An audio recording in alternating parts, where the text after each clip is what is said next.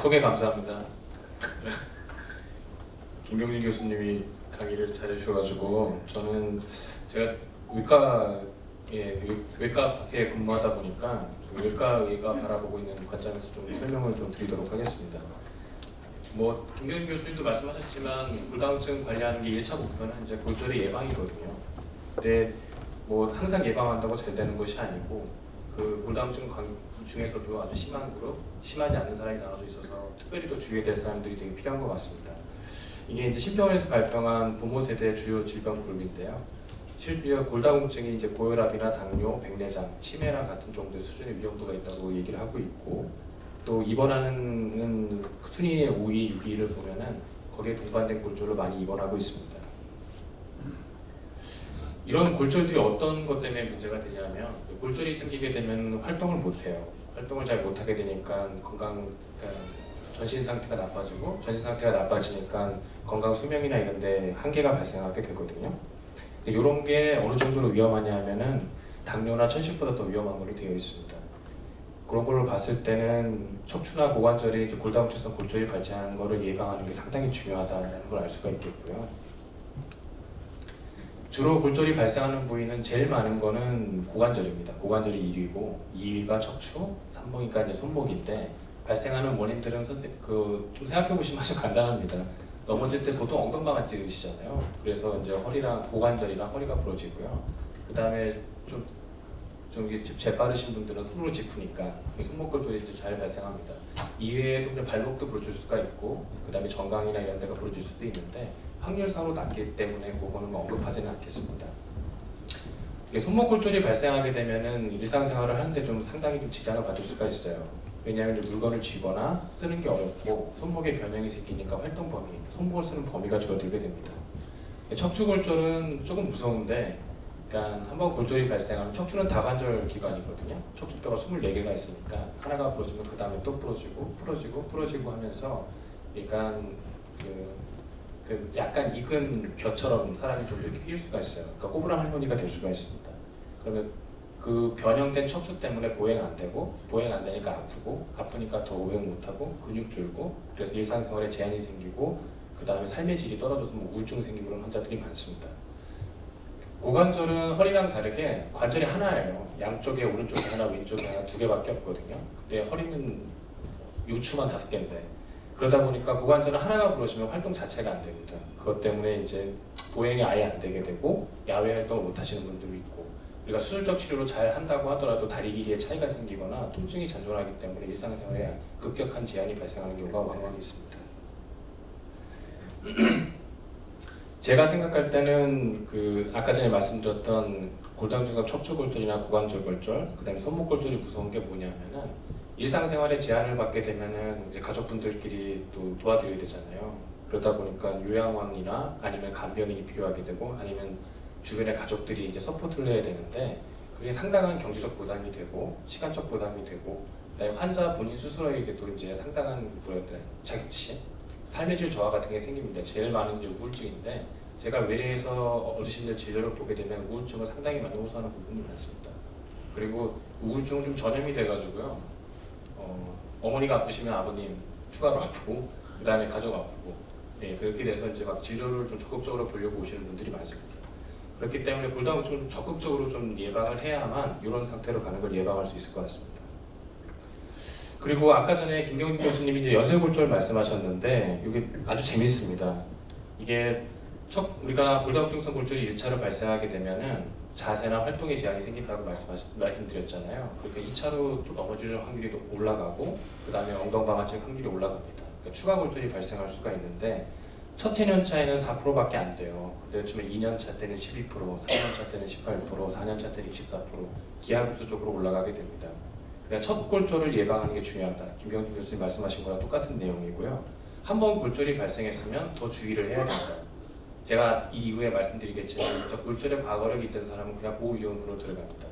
그리고 1년 이내에 부러진 사람은 초보호위험군에 들어가게 돼 있어요. 그러니까 내가 한번 골절에 과거력이 있었다, 아니면 진료를 볼 때 내가 모르는 경우에 발생한 걸 알게 됐다, 그러면은 나는 이제 추가로 또 골절이 발생할 수가 있겠구나라고 좀 주의를 하셔야 될 것 같습니다. 요거는 말씀해 주셨으니까 넘어가고 무서운 얘기니까요. 그러면 골다공증성 골절 언제 시작하냐? 내가 모르고 있다 골절이 발생할 수도 있고 골절 계속 왔을 수도 있으니까 그때는 알게 되는 시점으로부터 가장 즉시 바로 치료하는 게 제일 중요하고요. 그 다음에 골절이 발생한 이후 1년이 골든타임이라고 되어 있긴 합니다. 그 이유는 그때 가장 적극적으로 치료하고, 그러니까 치료도 하나의 습관이거든요. 정확한 습관을 갖고 저희가 적응하게 된다면 치료를 좀 더 지속적으로 받을 수 있게 될 것 같습니다. 이게 이제 고위험 그룹만 이제 따로 모아놓은 겁니다. 그러니까 골다공증성 골절이 임박한 환자들, 좀 앞으로 또 부러지거나 앞으로 부러질 수 있는 환자들겠죠. 그래서 보면 12개월 동안 낙상으로 해서 뼈가 부러진 경험이 있는 사람, 허리가 부러지든지 고관절이 부러지든지 손목이 부러졌던 사람, 그 다음에 우리가 골밀도 검사를 했을 때 마이너스 3.0 이하로, 그 다음에 T스코어가 굉장히 낮은 사람. 그러니까 T스코어가 뭐냐면요, 20대의 젊은 청년을 기준으로 했을 때 내 골밀도의 수치를 비교한 거예요. 마이너스 3.0이면은 내가 젊은 사람보다 숫자가 3개 낮다, 이렇게 생각하시면 될 것 같습니다.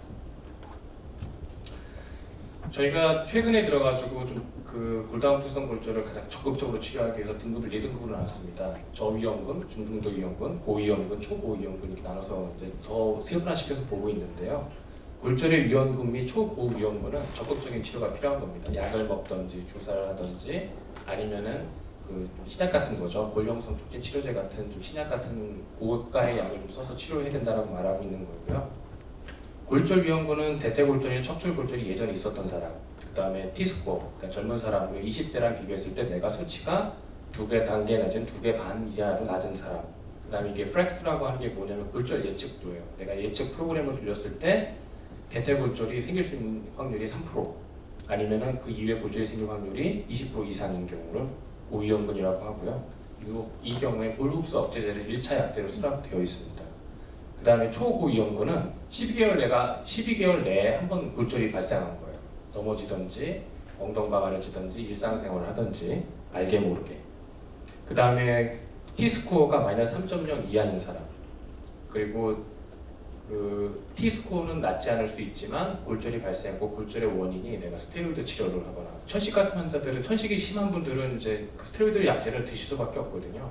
그런 약제로 인해서, 아니면은 제가 뭐 부갑상선 한치증 때문에 스테로이드 그 호르몬 조절이 안 돼서 골밀도 수치가 낮던지, 아니면 골절이 발생했던 사람들은 초고위험군으로 분류를 하고 더 적극적으로 치료를 하라고 되어 있습니다.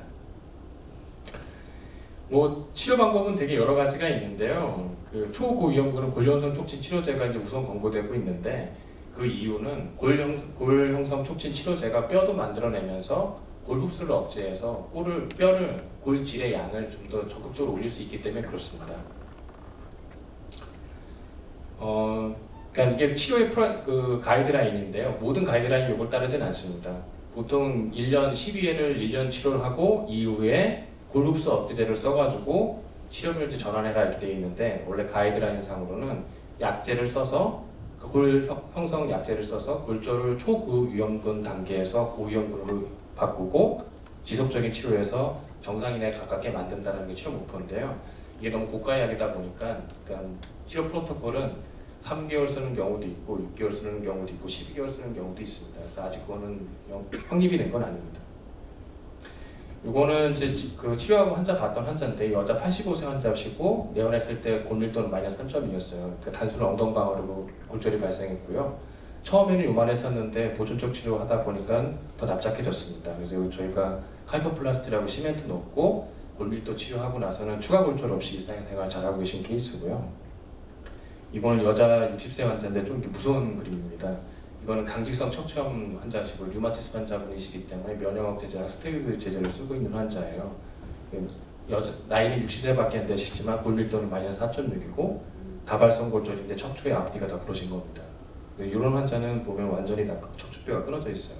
그러니까 수술할 수밖에 없는데, 수술 시행하고 저희가 로모소주만 6개월 쓰고 경과를 봤습니다. 뼈도 굉장히 잘 붙었고요. 이런 환자들은 특징이 뼈가 추가적으로 잘 부러진다는 게 특징인데, 로모소주만 6개월 쓰고 우리가 프롤리아로 전환, 그러니까 골 흡수 억제제로 전환해서 경과 봤는데 일상생활에 지장 없이 추가 골절 없이 잘 살고 계십니다. 골다공증성 골절 예방을 위한 실천법, 이게 되게 중요한데요. 골다공증 약 또는 주사 같은 걸로 꾸준히 치료받는 게 중요하고, 그다음에 골절 발생하면 1년 이내에 적극적인 치료, 골형성 촉진제를 쓸 수 있으면 쓰는 방향으로 치료하는 게 좋을 것 같고요. 그다음에 일상생활 중에 이제 음주 흡연은 좋지 않은 거니까 삼가 지양하고, 그다음에 유산소 운동은 지양하는 방향으로 치료하면 될 것 같습니다. 그리고 제일 중요한 게 이제 실내외에서 낙상을 좀 예방하는 건데요. 낙상을 예방하다 보면 일상생활을 할 수가 없잖아요. 그러니까 혹시나 내가 보행이나 건강이나 활동에 좀 제한이 있거나 걷는 모습이 좀 불편하다면 센스 있게 등산 스틱 같은 걸 좀 써주시면은 어머니들이 자존심을 지키면서 운동도 잘 하실 수 있을 것 같습니다. 예. 경청해 주셔서 감사합니다.